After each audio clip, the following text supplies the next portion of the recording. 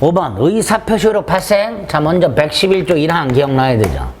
상대방 있는 의사표시는 상대방한테 도달함으로써 이렇게 된다. 도달함으로써. 그래서 일단 답은 4번이죠. 자, 여기서 도달이란 첫째, 상대방이 직접 수령하는 것을 의미하는 게 아니다. 동거가족이 수령하더라도 도달이다. 두 번째, 상대방이 그 내용을 알 필요도 없다. 알 수 있는 상태이기만 하면 족하다. 상대방이 정당한 이유 없이 수령을 거절했다. 도달이다.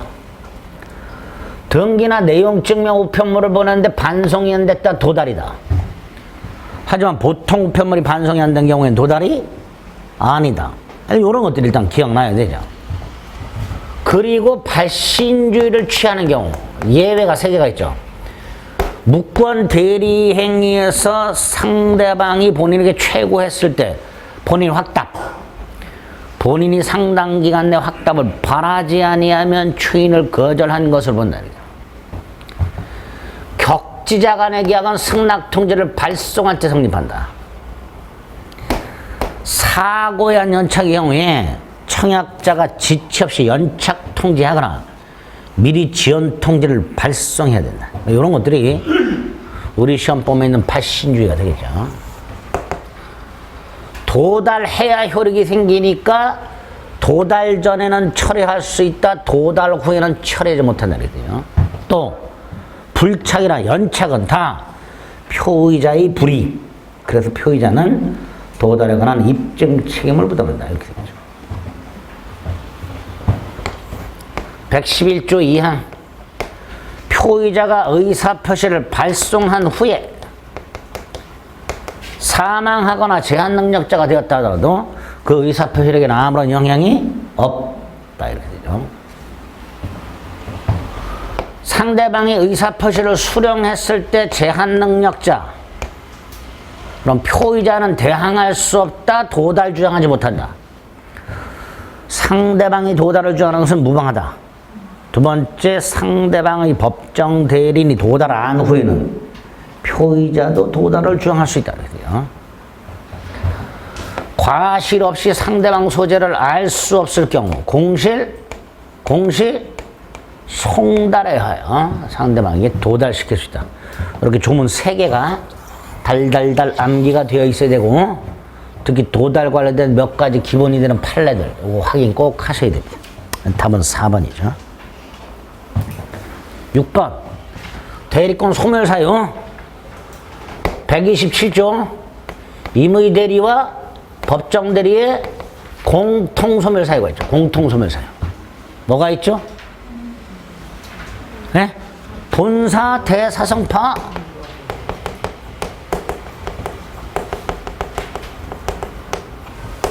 본인 사망, 대리인의 사망, 성년 흑인의 것이 파산.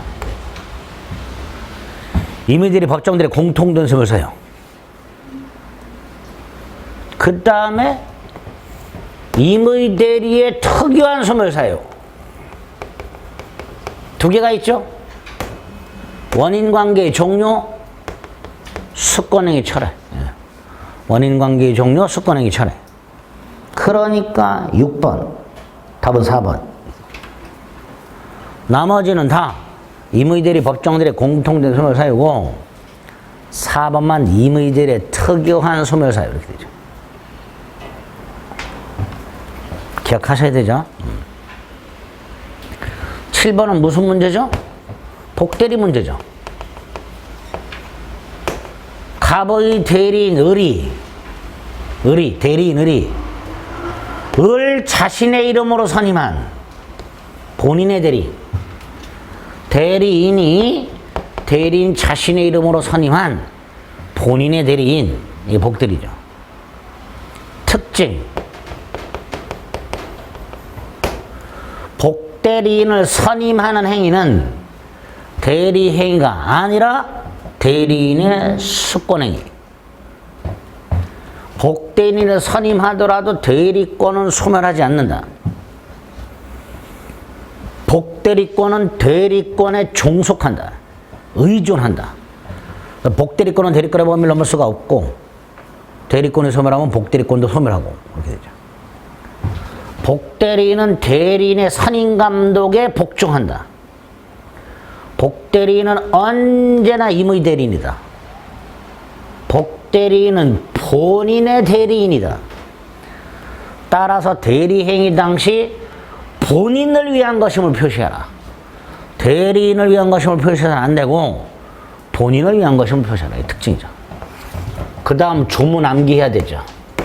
120조부터 122조까지. 뭐죠? 복인권 및 책임.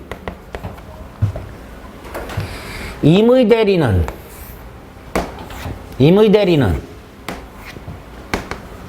원칙적으로 복대리를 선임할 수가 없다. 그죠? 예외적으로 본인의 승낙이 있거나 부득이한 사유가 있을 때만 복대리인 선임할 수 있다. 임의 대리인은 대리권이 법률 행위에 의하여 부여된 경우 임의 대리죠. 본인 승낙이나 부득이한 사유가 있는 때가 아니면 복대리인을 선임하지 못한다. 이 본인 승낙은 명시몫이 불문하죠. 수권행위 당시 명시적으로 복대리인 선임을 금지하지 않으나 그 수권행위 속에는 복대리인 선임에 관한 묵시적 승낙이 포함되어 있다. 보통 이렇게 얘기하죠. 부득이한 사유는 대리인에게 발생한 사유일 수도 있고 본인에게 발생한 사유일 수도 있고 이런 경우에 복대리인의 행위로 본인에게 손해가 생기면 어른 책임져라 선임 감독상 책임을 져라. 그런데 이 책임이 감경 면책되는 경우가 있다. 복대리인을 본인이 지명한 경우. 이때는 그 본인이 지명한 자가 부적임 또는 불성실하고 대리인이 그 사실을 알면서도 본인에 대한 통지나 해임을 태만한 때가 아니면 책임이 없다. 이렇게 돼 있죠.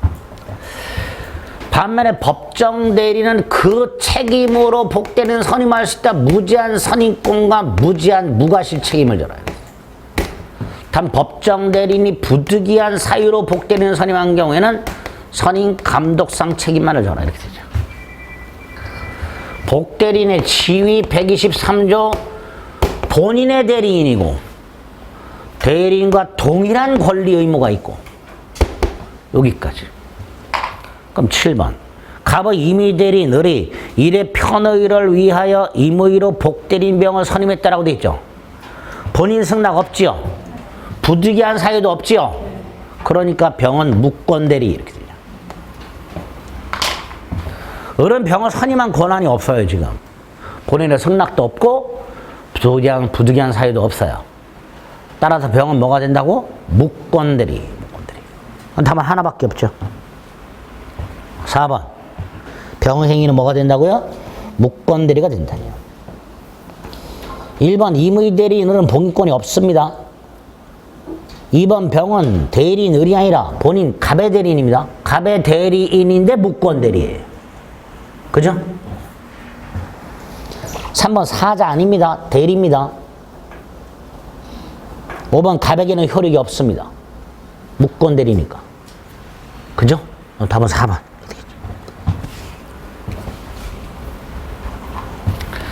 8번은 대리권 없는 자의 대리행위라고 되어 있죠. 무권대리죠. 무권대리. 일단 무권대리는 본인에게 유동적 무효죠. 본인에게 유동적 무효. 그리고 본인은 뭐 할 수 있다? 추인 거절. 추인하면 이 무권대리는 본인에게 유효가 되죠. 언제부터? 처음부터. 행위한 때부터 유효. 여기서 무권대리 행위가 유효가 될 뿐, 유권대리로 바뀌는 건 아니죠. 유효가 될 뿐입니다. 이렇게 일단 본인에겐 추인권과 추인 거절권이 있다 생각하죠. 상대방한테는 뭐가 있죠? 최고권이 있고 철회권이 있죠. 최고와 철회 반드시 구별해야 됩니다. 최고는 선악분문하고 할 수 있다. 본인에게만 할 수 있다. 철회는 선의만 할 수 있다. 본인에게 할 수도 있고 무권 대리인에게 할 수도 있다. 반드시 구별해야 되죠. 최고 선악불문 본인에게만 철회 선의만 본인에게 할 수도 있고 무권 대리인에게 할 수도 있고. 일단 이렇게 무권 대리인가 기본적인 뼈대죠. 이게 추인 거절 최고 철회 머릿속에 있어야 돼요. 그러니까 8번 대리권 없는 자의 대리행위가 본인에게 미치는 효과는 유동종 무효고 다만 4번 본인이 추인하면 처음부터 유효다. 이렇게 돼요. 조심하셔야 돼요. 유권 대리가 아닙니다. 유효할 뿐입니다. 9번 법률행위 취소. 자, 전체적으로 머릿속에 취소는 일단 유효한 행위를 일방적으로 처음부터 무효로 하는 단독의 의사표시. 이게 취소죠. 자, 취소 사유 암기해야 되죠. 행위 당시 존재할 것, 제한 능력, 착오, 사기, 강박. 그죠? 행위 당시 존재할 것, 제한 능력, 착오, 사기, 강박. 이렇게 하죠. 취소 권자는 죄착사강 대상 쓸 필요 없어요. 여러분 머릿속에 다 있어야 되는데. 취소권자 제한능력자 단독 취소권이 있다. 법정 대리인을 말하고 임의 대리인은 별도의 수권이 있어야 된다. 취소권만 승계하는 건 허용되지 않는다. 뭐 이런 거 되죠. 누구한테 하죠? 직접 상대방과 직접 상대방의 포괄, 특히 포괄 승계는 상속인을 말하고요. 직접 상대방이 사망했을 때 상속인을 먼저 확정하고, 즉 취소는 상대방이 확정된 경우 그 상대방에 대한 의사표시를 하라. 이렇게 되죠. 그 상대방이 직접 상대방 아니면 포괄 승계는. 이렇게 취소권이 생겼을 때 취소할지 말지는 취소권자의 자유. 취소한다면 일방적 의사표시를 하라. 형성권. 명시묵시 불문. 그래서 취소권 행사를 전제로 하는 거절이나 청구 속에는 취소 의사표시가 포함되어 있다. 이렇게 얘기죠. 분료식이니까 구두로 할 수도 있고 서면으로 할 수도 있고요. 취소를 하면 언제부터 무효? 처음부터 무효. 처음부터 무효. 처음부터. 취소한 때부터가 아니라 처음부터 무효. 자, 여기서 취소할 수 있는 행위를 취소를 하면 무효가 됐으니까 첫째, 무효행위 추인할 수 있다. 무효행위 추인할 수 있다. 두 번째, 선의의 제3자에게 대항할 수 있는 절대적 취소가 있다. 제한능력 취소. 반면에 선의의 제3자에게 대항할 수 없는 취소가 있다. 상대적 취소. 착오, 사기, 강박. 무효는 절대적 무효가 원칙이고 취소는 상대적 취소가 원칙이다. 이렇게 되죠. 세 번째로 부당이득 반환의 의무가 생기는데 제한능력자만은 선악불문하고 현존이익만 반환해라. 유흥비는 현존이익이 아니다. 반환할 필요가 없다. 생활비는 현존이익이다. 반환해라. 현존이익의 부존재를 제한능력자가 입증해라. 뭐 이런 거 기억나야 돼. 취소권 소멸. 첫째, 취소할 수 있는 행위 추인. 취소권 포기를 말하고 취소 원인이 소멸한 후에 해야 되지만 법정 대리인은 취소 원인이 소멸하기 전에도 추인할 수 있다. 취소할 수 있다는 걸 알고 있어야 되고 취소권을 포기했으니까 더 이상 취소하지 못한다. 이렇게 되겠죠. 두 번째, 법정 추인. 취소 원인이 소멸한 후 이를 보류하지 아니한 채 전부나 일부를 이행한 경우 이행 청구, 경계계약, 담보 제공, 양도, 강제 집행. 추인한 것으로 간주하죠. 그 중에서 이행의 청구와 양도는 취소권자가 하는 경우만 법정 추인이다. 취소권의 단기 소멸. 취소권은 법률행위 한 날부터 10년. 추인할 수 있는 날부터 3년이 지나면 취소권을 소멸하기 때문에 더 이상 취소를 못한다. 그래서 유동적 유효가 확정적 유효로 바뀐다. 제척기간이고 기간 도과 여부는 법원이 직권조사한다. 이런 것들이 기억나요. 이런 것들이 취소해서 기억날 거 전부예요. 그러니까 9번 옳은 것을 골라라. 1번 취소할 수 있는 행위는 10년 또는 3년을 방치하면 확정적 유효가 되죠. 그러니까 효력이 변하죠. 유동적 유효에서 확정적 유효로. 2번 취소는 선의 제3자에게 대항할 수 없는 상대적 취소가 원칙. 3번이 답이죠. 제착사강 대승. 4번 취소할 수 있는 일을 추인했으니까, 즉 취소권을 포기했으니까 취소권을 소멸한다. 5번 취소권은 형성권이니까 상대방이 동의 따위를 요하지 않는다. 답은 3번.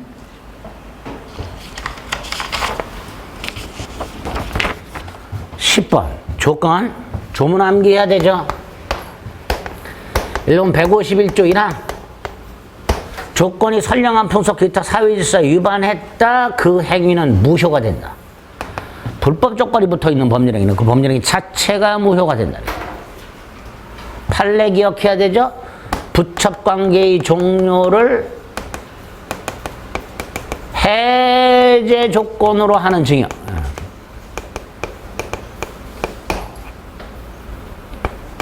조건만 무효가 되는 게 아니라 증여 자체가 무효가 된다. 2번, 3번, 5번 151조 2, 3항 1번, 2번은 뭐죠? 2번, 3번은 기성조건. 조건이 법률의 당시 이미 성취, 기성조건. 기성조건이 정조건이면 그 행위는 조건이 없는 행위로 유효. 그죠? 따라 3번 X. 2번 기성조건이 해제조건이면 그 행위는 무효. 2번이 답. 5번 불능조건. 조건이 법률의 당시 성취 불가능. 불능조건이 정조건이면 그 행위는 무효. 불능조건이 해제조건이면 그 행위는 조건이 없는 행위로 유효. 이렇게 되죠. 기정조, 기행후, 불정무, 불해조. 이거 가지고 푸는 거예요. 답은 2번이죠. 4번은 뭐예요? 내가 죽으면 내 집을 증여하겠다. 내가 죽으면 반드시 죽죠. 기한이죠. 다만 언제 죽을지 모르니까 불확정 기한이죠. 죽으면 증여하니까 효력이 생기죠. 결국 불확정 시기부 증여 이렇게 되죠. 불확정 시기부 법률행위 이렇게 되죠. 정지조건부가 아니라 불확정 시기부 법률행위 이렇게 됩니다. 답은 2번. 민법 총칙 문제가 이렇게 쉽게 나와요, 보통.